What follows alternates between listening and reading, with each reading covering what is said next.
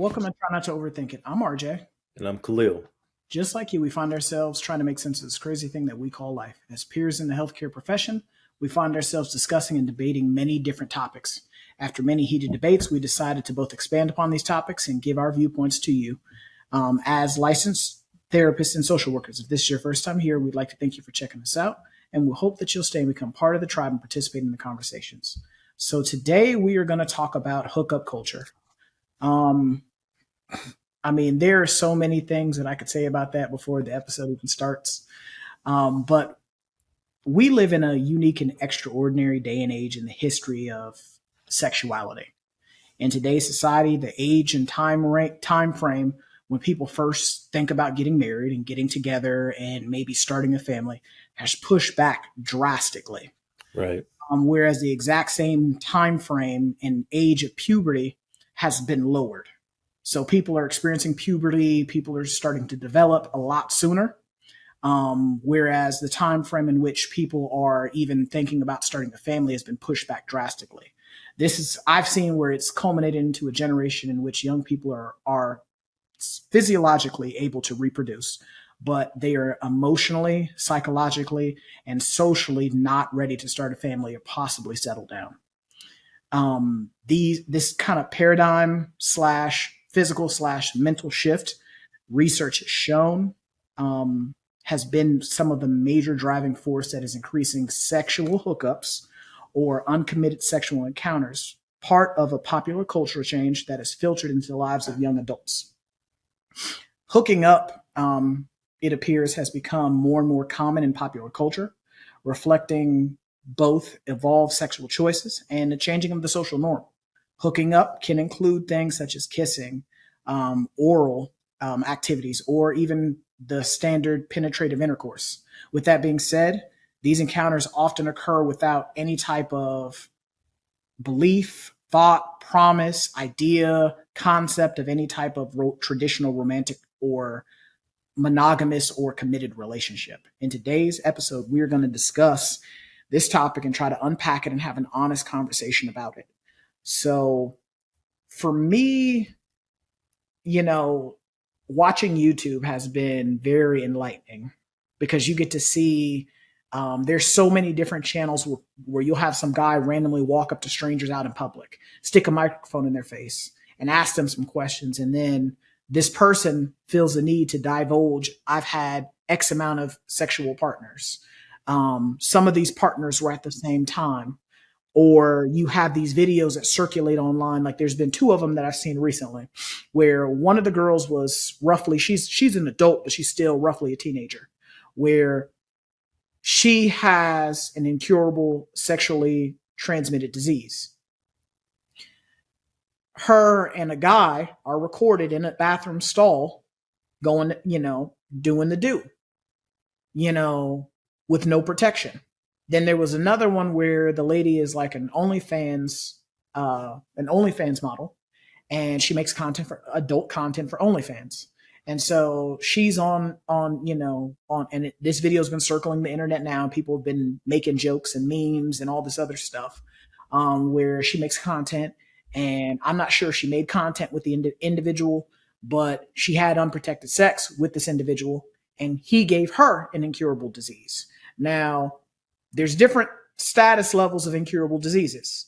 Right. The incurable disease that they happen to pick up was, not as bad as HIV or AIDS, but it's still bad because it's incurable. And then you have the possibility of passing it to other people. So, in both cases with the first young lady, people were like, well, why didn't you tell the guy? She's like, well, I was drunk and then it happened so fast. And then the second young lady, she was speaking about how she trusted the guy. She trusted the guy. She knew the guy, and she thought that she could trust that he wasn't going to do anything to her, or that that he was, I guess, clean. And so for me, one of the very valid questions that somebody asked the second young lady was, did you guys bother to get tested before you guys decided to do whatever you were doing? And I thought that was a very good question. It's very, and I don't care who you are. it's very important that you understand what your status is, as well as what the status of the individuals that you were interacting with, because there are diseases that you can catch that are incurable. And I remember one particular time when I first started in the crisis setting, there was an individual where his mother had filed a petition on him, because he became aggressive, he became very disorganized, he was losing control over his motor functions, just all over the place. I mean, his just mental functioning was just decreasing rapidly. And so she filed a petition on him. And when she filed the petition on him, long story short, turns out my man had tertiary syphilis. Mm-hmm. So for me, I'd only known of the more prevalent STDs or STIs, gonorrhea, chlamydia, HIV, things of that nature. Herpes, never heard of syphilis before, until this gentleman, he was placed with us. He ends up in the hospital. They run a battery of tests. They can't figure out what's wrong with him. The psychiatrist I was working with at the time had the wherewithal to say, "Hey, let's do an STD test." STD panel, right? They do the panel. He tests positive for syphilis. So apparently, there are certain STDs that are reportable. So when he tested positive for that, somebody from the health department came to speak with him, and they're sitting down talking, because when he was at the hospital, they started him on a battery of antibiotics to kind of address the syphilis. So the lady from the health department, starts talking to him, inquires about his sexual history, his sexual partners. He said, to the best of his knowledge, said that he hadn't had sex in roughly 3 years. So in not having sex for 3 years, the syphilis had migrated from down below the belt to up to his brain. To up to his brain. So RJ, you need to definitely go into that, because people don't understand. Matter of fact, I believe that's how Al Capone died. From syphilis, but people don't understand, the longer it's untreated, it will go to your brain. So that's why the young man started having all those mental health symptoms. And we're gonna get into the mental health. We're gonna start unpacking why hooking up culture plays a part in your mental health as well. But I want you to finish that story so people can understand it, because syphilis is still out here, and it's actually on the rise. You can go look that up. You don't believe it. So they did not. They started him on I believe it was like a regimen of penicillin, but they weren't sure how bad it was. So they were going to have to do a lumbar puncture. So for those of you who are not in the know where the hip of, anatomy in your body, lumbar is the lower portion of your spine. So they were going to have to tap the lower portion of his spine, draw some fluid out of his spine to see just how far, the infection had spread. And so, just this whole process was very illuminating and very educational, because it was like, I didn't know that STDs could do this to you. I didn't know that it could, something physical could become mental and start to, cause mental issues. And so for me at that point, cause we're, both Khalil and I, and even our other co-hosts on this show, we're all adults. We all have a past. And for me, having seen that experience firsthand definitely made me a little bit more leery about being a little out here. Hooking up. About hooking up. Because I mean, the thing is, like for me, like when I hear these young adults answer these questions of this happened, that happened, this was my sexual encounter with these X amount of individuals, or even when you watch the Maury show, and you have some of those individuals be on there and they're testing 5 and 6 guys. Now, granted, regardless if the show was real or not, because I've heard both sides of the argument where some people said it was staged, some people said it wasn't. Right. I don't really care. But for the premise to be out there, or even you have shows like Paternity Court and things of that nature, where you're even having to defend if this is the father of my child or not, that's a problem. And I mean, even like where somebody, like with the first young lady that I referenced earlier, the fact that you're in a bathroom stall. Bathrooms are some of the dirtiest places, especially public restrooms. Yes. Some of the dirtiest places that you can be, period, just to use the bathroom. Like there have been bathrooms that have been so dirty where I'm like, I walk in there, I'm like, immediately, I don't have to go anymore. Whatever I had to do before I walked in that door, I opened that door. I ain't got to Right. go no more. Your I'll hold body it. locked up. Look, your body Yeah. locked up. No urine. So No. so for you as a young lady to be in a bathroom stall, and that's what we're doing in a bathroom stall. And I mean, she's not the first one that's happened to. I remember what's her name from Black Ink. That was a thing. That was a storyline of her and the guy that she was dating. She cheated on the guy with one of the other guys at the tattoo shop, and it was a video online floating around of her and the guy in the bathroom stall. And I'm like, what are we doing? Right. Like, what are we doing? Yeah. What are we promoting? Yeah. What type of lifestyle are we promoting? But I mean, I don't knock people on any of that. But the Mm-hmm. issue that we're getting at is that because people their bodies are developed, but their minds aren't developed, Mm-hmm. and we see what's going on in our culture, uh, the social media culture, meaning that, hey, I can have Tinder, I can have Grinder, I can have all these different apps, and I can be in contact with someone by the push of a button within an hour. When Mm-hmm. I was a kid growing up, I mean, I'm 45. Uh, I can remember in the 90s, if I meet a girl at the mall or on the road, it took me a long time to get to her. You know what I Oh mean? yeah. Especially even if you're driving, though, even if you're driving, you had to make sure that person was home, they were off. When I was 16, 17 in the 90s, it was a difficult task unless that person lived in your neighborhood. You get what I'm saying? Mm-hmm. So once I meet her, I call her, I gotta butter her up. You know what I'm saying? I might have to take her out to the movies. We still don't hook up yet. You know what I mean? And yeah, you could meet some that were fast and they'll kiss you on the first date and all that other stuff. But what I'm saying is right now, all I gotta do is get somebody with the same mind state and pull them up on one of these apps, Plenty of Fish, all that crazy stuff, and they're right in my neighborhood and I can get to them and they're thinking the same thing I'm thinking. We're just hooking up and moving on, right? Accessibility. The accessibility. But the problem with this is the mental health part that I think people forget is we put certain expectations on people when they enter our lives, right? If they're just a hookup, that means that all I'm there is hooking up with them, whether it be sexually or just casually once in a while, whether it be just a platonic relationship where we're not hooking up, but we hang out once in a while. Everybody has different expectations. So in the hookup culture, if the expectation is we're just going to hook up, then we're not boyfriend and girlfriend. You're free to hook up with whoever you want to. All right. You're free to engage in certain behaviors. All right. Uh, and people they like their stuff. Some people are kinky, right? There could be two or three of us doing our thing, whatever, and we're in agreement. And you can find all that on an app. So I like Mm-hmm. having, if you like having group sex, you can find that on the app. I like being a swinger. All right. And I want to pass you around to different people. You can find that on the app. Well, when people they forget that they're human beings. Mm-hmm. Right. And once I engage sexually with someone, all right, certain people will have some emotional attachment to that person. For I mean, sure. it's just, and for you to say, oh, no, I don't. Well, the longer you do that, and you try to deny your emotions, all right, you're actually blocking out something that's innate.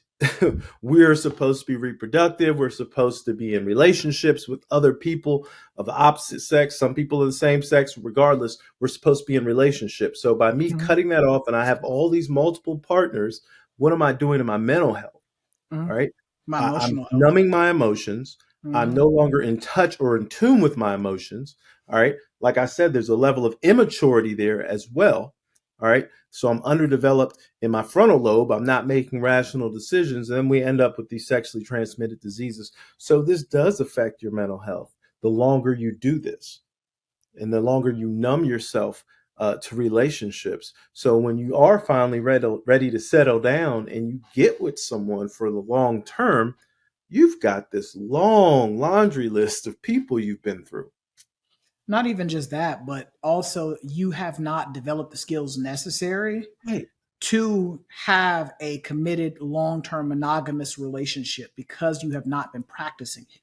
What people Yes. have to understand is you will only be good at something that you practice. Now there are some things that you will have God-given talent for, Right. but God-given talent's only going to get you so far with some skills. There are other skills that you have to practice, like being able to socially interact with other people, being able to engage with other people on an intimate level in Right. regards to, Ongoing intimate yeah, level, not just one ongoing, day. not just one day, or not even just on a physical intimacy level, but on a mental and emotional intimacy level. But when you are just engaging in activities that should be reserved for a committed monogamous relationship, Right. again, you are not also developing the other skills that go along with, fostering and cultivating a committed monogamous relationship. Now, again, I don't say what I'm saying to say that I'm holier than thou, because I have had my fair share Yeah, me too. of The stuff that I hookups, should the one that nighters. yeah, the Right. stuff that I should not have been doing. But also at the same time, I moved with a certain thought process as well. Like I always, even when I was doing whatever I was doing, I always used protection. Because my father gave, one of his many lessons from the book of Philip. He gave me a lesson. When chopping trees in a strange forest, always bring your own chainsaw. So as a man, regardless as a man or as a woman, for all listeners listening to my voice in the vicinity of my voice, in the vicinity of this video, always use protection. Always. Because these two individuals that I referenced at the start of this video, neither one of them used protection. Neither one of them used protection. So the first individual, she had the ailment already. Right. And so the guy that was engaging in intercourse with her probably picked it up. Whereas the second individual, she didn't have it. She picked it up from her partner, whom she trusted. And so now you're distraught and, and emotionally upset, and I completely understand you in that. But again, everybody listening to this, watching this, always use protection. Always be safe and always be mindful of the environment that you're in. Because not everybody in the environment that you are in means you well. Right. I don't remember if I shared this story on here or not. But I remember when I was in graduate school. So in graduate school, hanging out with some friends, we used to, hang out and party maybe every once in a while. And so, because I lived 2 cities away, I didn't do the whole drinking and driving thing. So if I drank, I'd have like one drink and that was hours, and after I done slept too. So, because we'd hang out, then we might fall asleep just hanging out, watching TV or playing cards. So hanging out, we're playing cards, we're listening to music, so we're all in our friends, at my friend's place. So she had a dog. And so she had a little dog. So, in her spare bedroom. So I'm playing with the little dog, he's running around. His name was Alvin. Alvin's running all over the place. So I'm sitting in the room.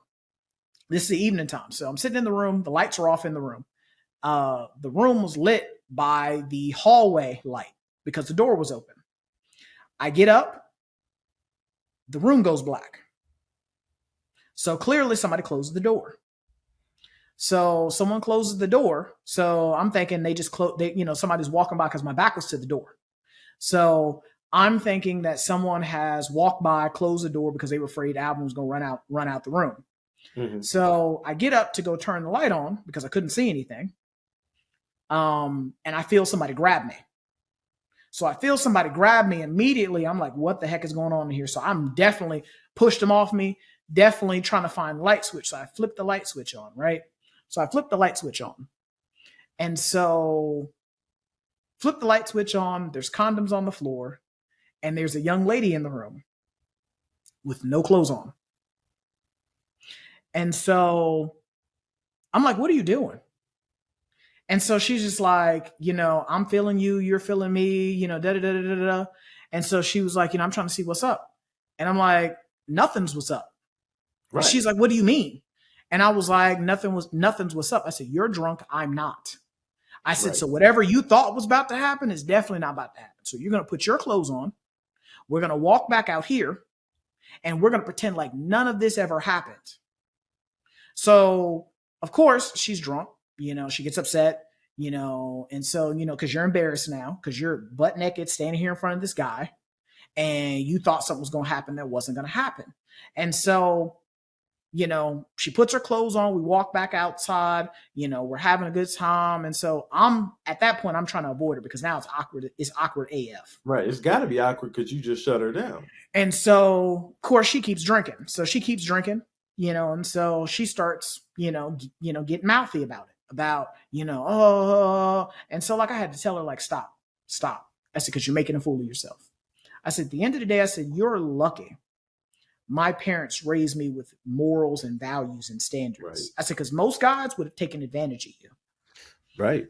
I said, there are guys who come to parties to prey on girls like you that they know Right. that you The can't vultures. control. We call them the vultures. They know you can't control your liquor. You can't handle it. And so they're waiting to try to take advantage of you. I said, I'm not that type of guy. I'm built different. I said, so we're not, after we have this conversation, after this conversation is had and is dead, this topic is dead. I don't ever want to hear about this again. I don't want, because we work together. I don't want to hear about this at work. I don't want to hear about this anywhere other than this conversation is over with. I don't want to hear nothing about that. And so for me, in that moment, things could have gone in a completely different direction because, like, for a lot of these, young individuals who are hooking up, they're hooking up and some of them are under the influence. And so You're hooking up and you're under the influence, something that you would have said no to normally. It's kind of either a yes or it's ambiguous, in regards to your consent. Right. And so you can't make appropriate consent when you're intoxicated. Exactly. And so in situations occur, like the first individual where it happened so fast and you're engaging in intercourse and it's all over the internet. Your face is there for everyone to see for time immemorial. It's there. So I get it. Like I said, we're all young and we all make rash decisions. And this is, like I said, us having this conversation is not about tearing anybody down, but it's about understanding the emotional and the physical things that go into quote unquote hooking up, understanding that, there are unsafe situations that you can be in trying to hook up. Because again, if I was a bad guy or if I was a skid mark of society, old girl would have got taken advantage of. Well, there's plenty of stories like that, right? We see it in the news all the time where basketball teams, baseball teams, lacrosse teams, right? There are numerous men who've had sex with one female that was intoxicated in a college dorm, right? So, I mean, when people act like that stuff doesn't happen. Come on now, you know what I mean? Oh, like I had homeboys go to University of Maryland, to Howard University, and all that, growing up in the DC area, and you go, and look, you knock on one door, 4 or 5 guys in there, and you just see somebody's legs up. Come on now, we know what's going on, all right?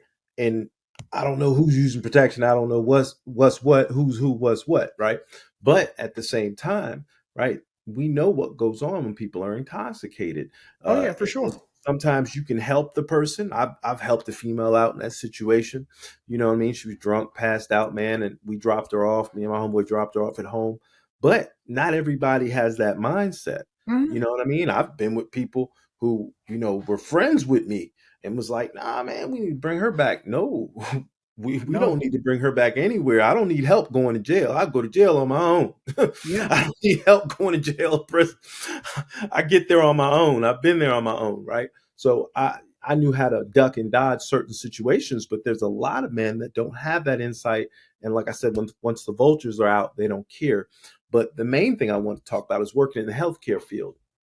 So being in the healthcare field for the last 8 years, all right, being in there at the bottom, in the trenches as a behavioral aid, tech, whatever you want to call it, and also being there as a clinician. All right. When we get people, especially in the substance abuse field and the mental health field, which is all the synonymous, right? When we get people who come in, when the nurse gives them, all right, a urinalysis, all right, and they're sitting there and they take the urinalysis, and obviously we do the substances, and all these different substances start coming back, and the person's been intoxicated. We ask them, hey, have you been having any unprotected sex? Has anything going on before you got to treatment and this and that? And some of the girls and guys, I feel a little itching or a little burning, and I have it. All right, let's do the STD panel. I mean, the nurse usually orders it like right after they do their urinalysis. We order the Mm-hmm. STD panel, right? Sometimes we have to send them to the lab for blood work because they admit they come out there, man. Yeah, I know I have something. I've had it for a while. Okay, do you guys understand this? That working in this field, I've seen an array of STDs in most of the people who come to our inpatient program, right? I'm talking about like from chlamydia, and I'm talking about multiple diseases at one time. RJ knows what I'm talking about. We saw it Mm-hmm. in the psych facility too, because they get high too. Everybody getting high. Multiple STDs with one person. You know what I mean? And you start to understand how, lax our society has gotten when it comes to wearing protection, when it comes to actually, trying to practice safe sex methods, different stuff. People aren't doing that. No, no. I mean, not even just that, but also people are taking advantage of certain situations with certain Right. individuals. So because like I remember one of my clients, that's happened to her. She's very childlike in her thought process, mentally and emotionally. I'd physically she's an adult. She's grown. She's older than I am, but mentally she's like around 6 or 7. Right. So, physically her body still works like a grown adult, and mentally, she doesn't understand that everyone doesn't mean her well. So there are plenty of times where I've taken her or my case manager's taken her on appointments, and guys will be trying to talk to her. Go on about your business. Right. Ain't nothing to see over here. Go on about your business. Because there have been times where, and that's where, for me, that's always been the hardest part of being a therapist, is recognizing that the environment that some of our people live in, because your environment plays a big part in who you become. Right. It plays a big part in who you become, and the things that you're going to see and the things you're going to be exposed to. And a lot of times, our environments are not safe for us. And because our environments are not safe for us, you will have people who will prey on those that they know they can take advantage of. So if Right. I know that, a young girl or someone who mentally and emotionally is not where she should be physically, where, is not matching physically, I know I can, say something slick to her and then take advantage of her. Right. And that's happened to where, my client ended up getting pregnant. She ended up getting pregnant, didn't know how she got pregnant, couldn't remember how she got pregnant. And, that became a struggle.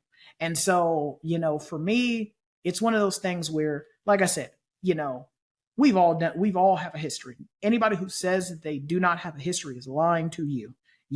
Anybody who says that they don't have skeletons in the closet, they're lying. Everyone has the skeletons, everyone has the bodies, everyone has the closet itself, the wardrobe, if you will. But, it's about, our having this conversation today is about making better decisions, because again, there are things that you can pick up that you can't always get free from. Right. STDs, or even, even children, having children with somebody that you don't even know. You Right. don't know this person past they're cute, I'm cute. We decide to hook up, and in hooking up, now we're pregnant. So Right. now what how are we gonna provide for this baby?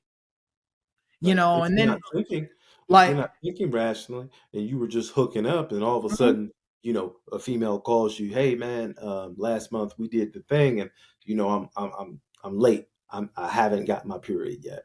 And of course, the stress, the anxiety, all those things start to overwhelm a young man. And I've been in that situation at 21, 22. Luckily, it was with somebody I knew, but I didn't want to be with her. You mhm, get what I'm saying? And then you got to make all these decisions. Are you going to mhm, keep it? Who wants to kill a child? Nobody wants to do that, right?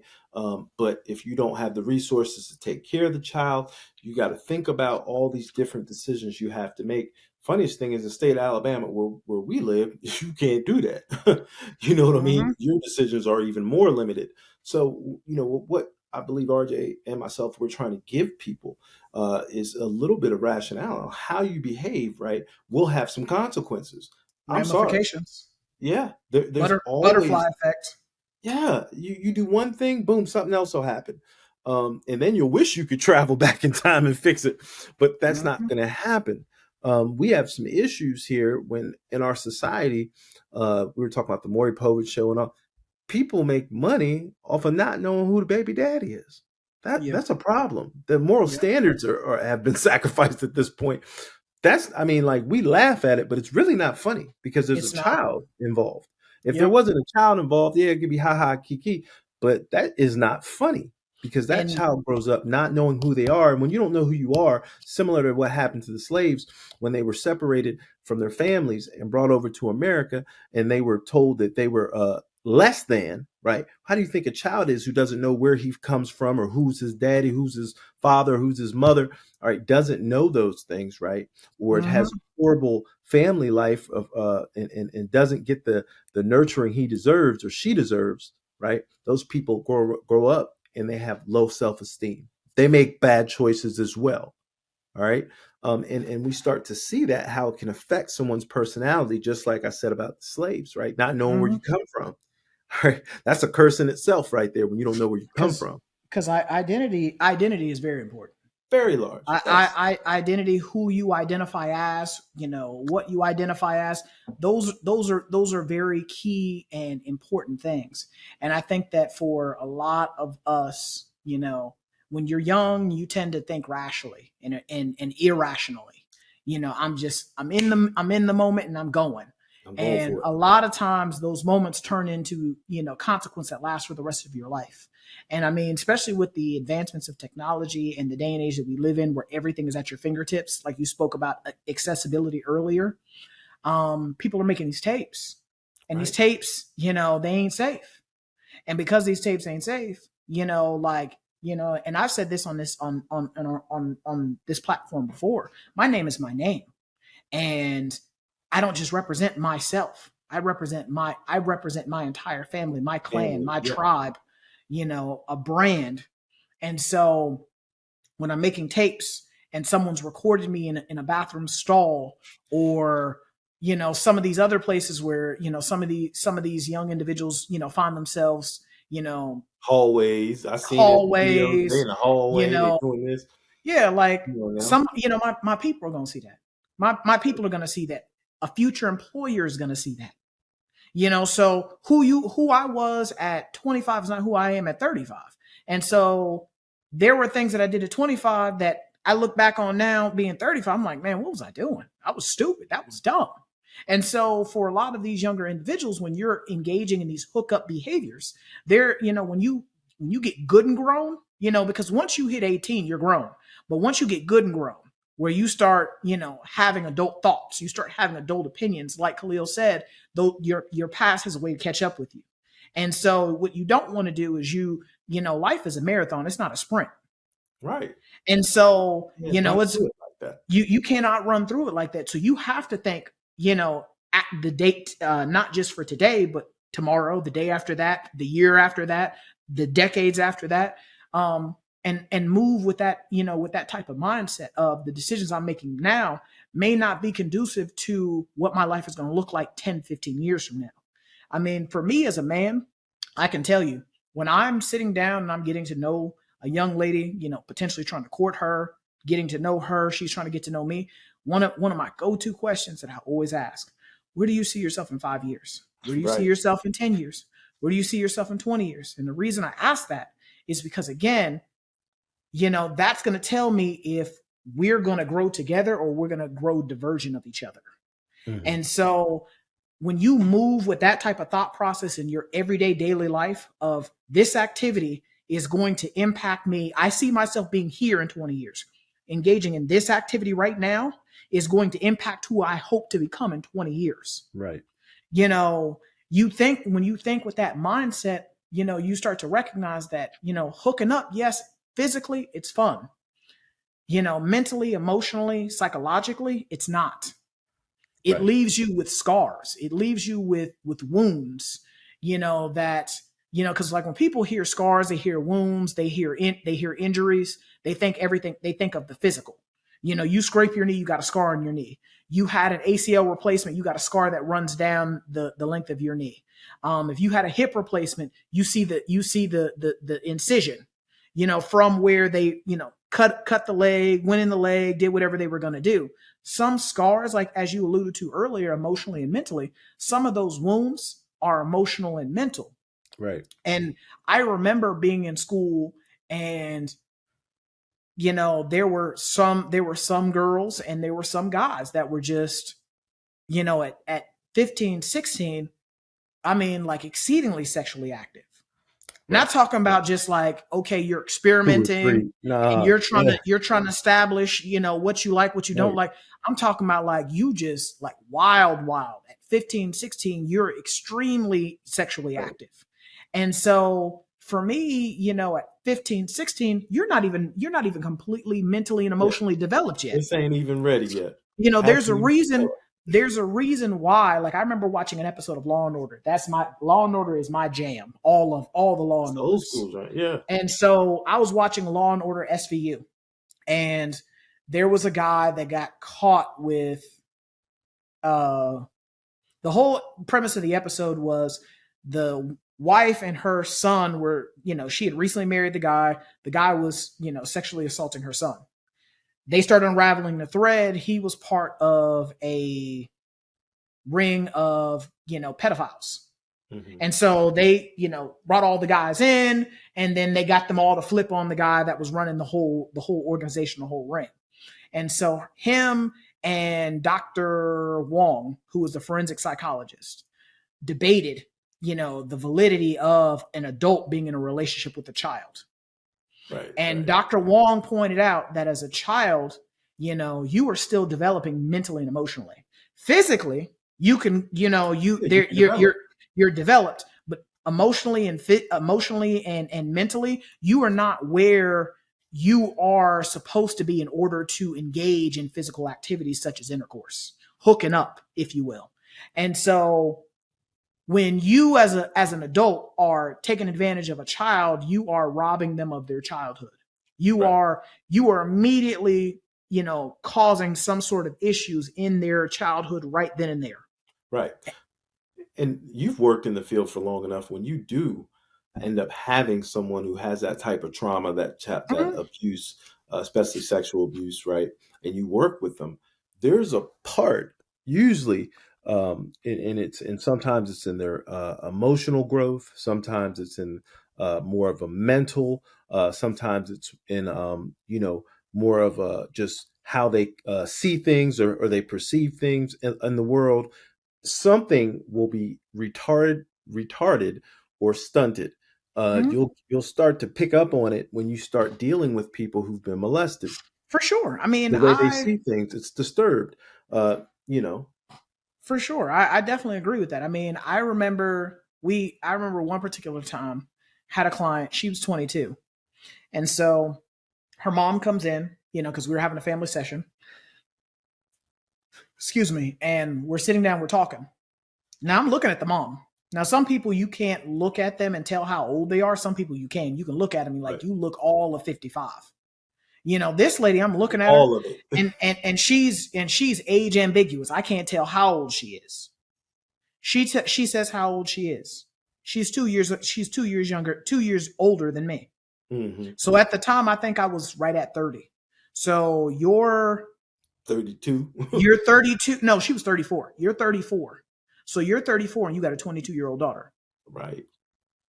Right. Do some So math. when she said that, immediately, like, my brain went to, well, how old were you when you had her?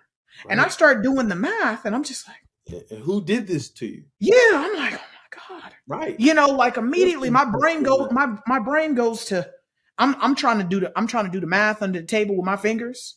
Cause I'm like, how, cause that wasn't even her oldest child. She had another daughter that was older than her. Right. So you're 34 years old with a 22-year-old daughter.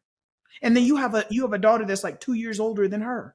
So I'm like, oh my gosh, ma'am, you were a baby having children. Right.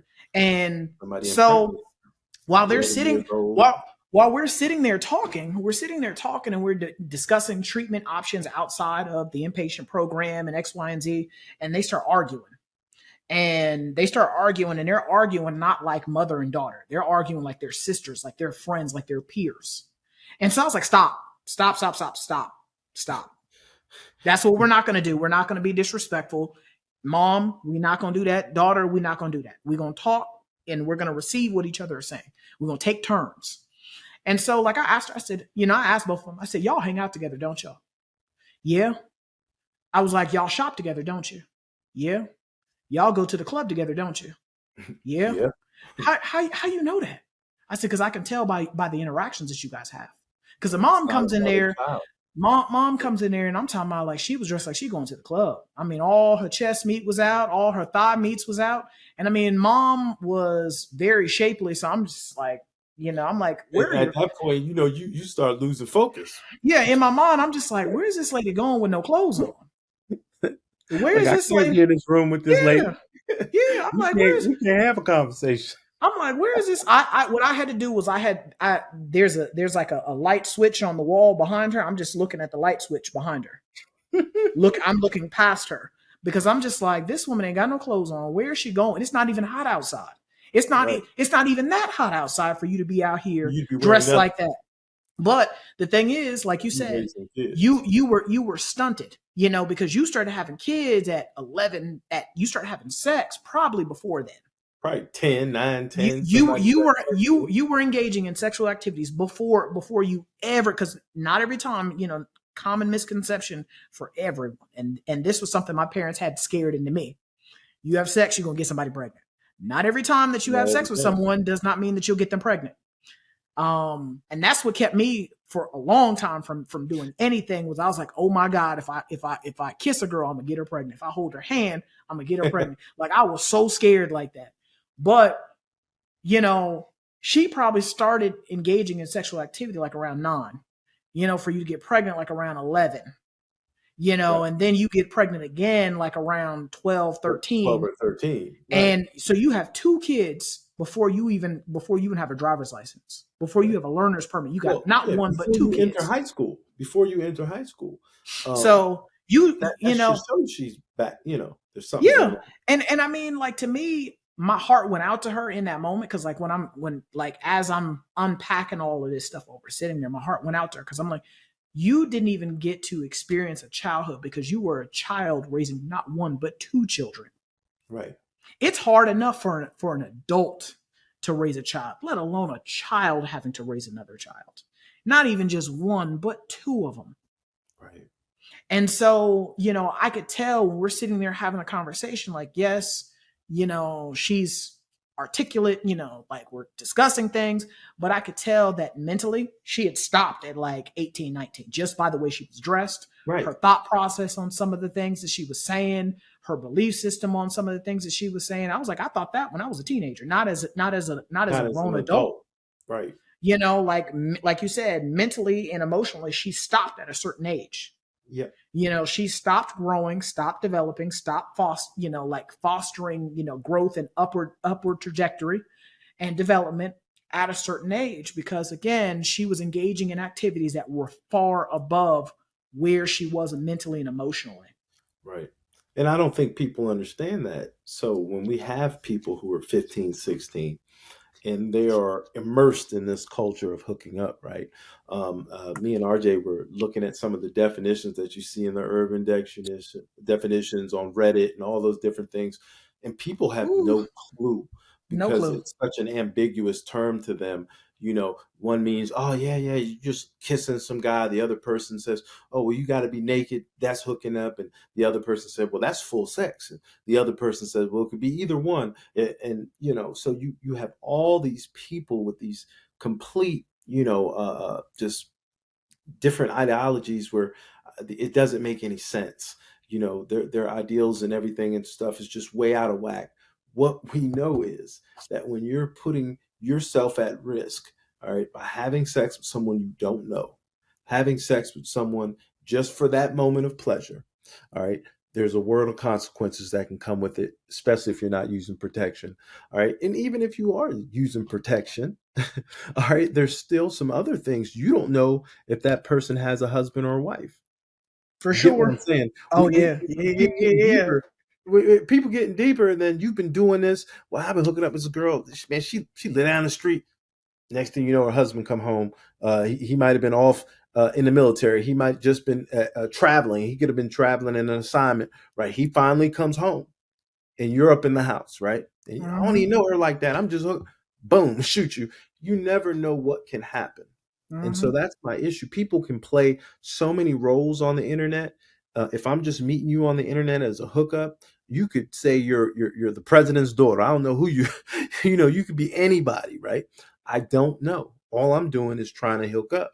So you're open yourself up to a world of a host of different things, a host of different spirits, as they say in the church, right? They say, well, you sleep with all these people, you sleep with all the people they ever slept with. So there's a host of different spirits, and I'm not even preaching that to people. I'm actually preaching like, you got to be safe out here. This is a different world we live in. You know what I For mean? When I sure. was youngin', yeah, you could get away with doing your little. You might get some gonorrhea, might get some chlamydia. I did hear of some people catching HIV and AIDS in the '90s. But what I'm saying is, people did their little thing, ducking and dodging and whatever like that. This time, y'all are on a much larger scale because of the internet. I Mhm. mean, you could I hook up mean, with 200-300 people a year like nothing.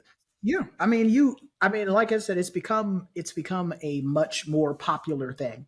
I mean, there's a whole series of shows called 16 and Pregnant, Right, right, where you have these young individuals. Some of them were in committed monogamous relationships with the person that they end up having a child with, and some of them not. I remember one of the girls that was on the original one, her and the guy, he was supposed to, when she's telling her story, her and the guy, he was just her rebound from her boyfriend.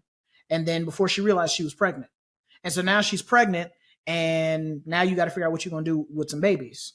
And so those are things where, for both males and females, like, you have to be smarter about the way that you're moving, because again, who you are today, it may not be who you are tomorrow right. or the day after that or the day after that. And yes, again, yes, physically it may feel good. It may be something that in the moment you feel like you should be engaging in, but mentally and emotionally, again, it's not. Because again, you have to see yourself, as Unique's father likes to say, Pastor Troy, my one and only hero. You got to see yourself as the prize. Right. You got to see yourself as the prize. You got to see yourself as limited edition and exclusive.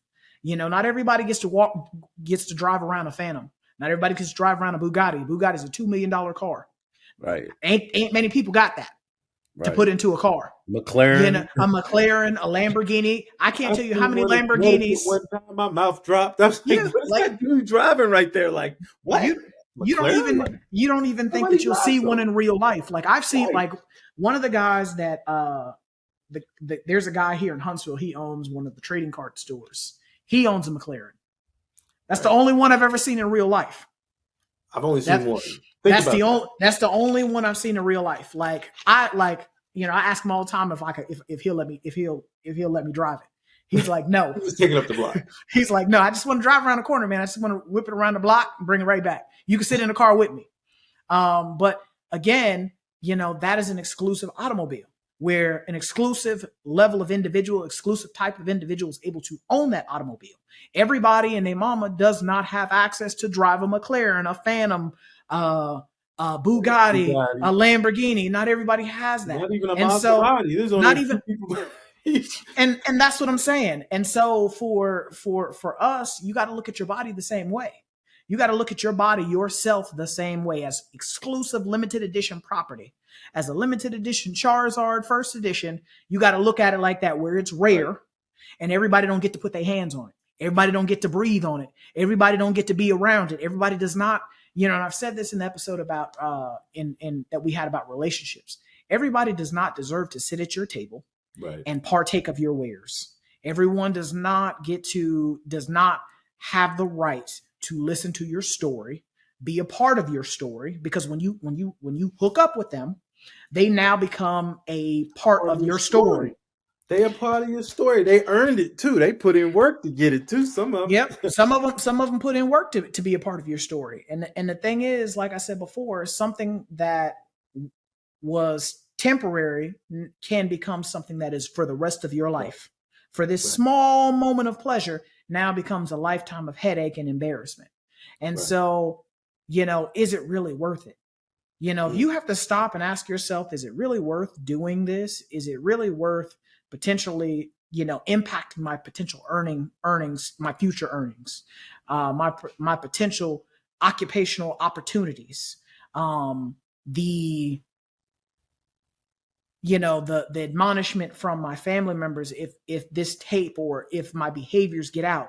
Like, these are things that we all have to think about, and that's where, like, for me as an older adult, I have these conversations with younger adults, and children too, because again, the lessons, and I've said this so many times, and for me, this is why, as a therapist, I can tell you, parenthood is so important, because for a lot of the things that Khalil and I are talking about, these are lessons that we were given by our parents.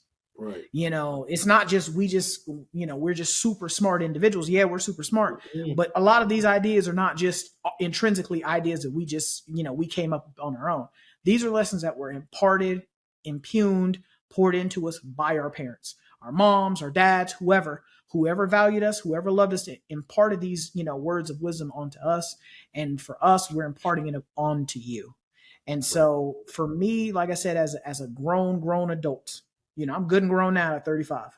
There are things that, that I did when I was 25, 21, 19, 18 that I regret. Right. Why? Because I didn't think about them.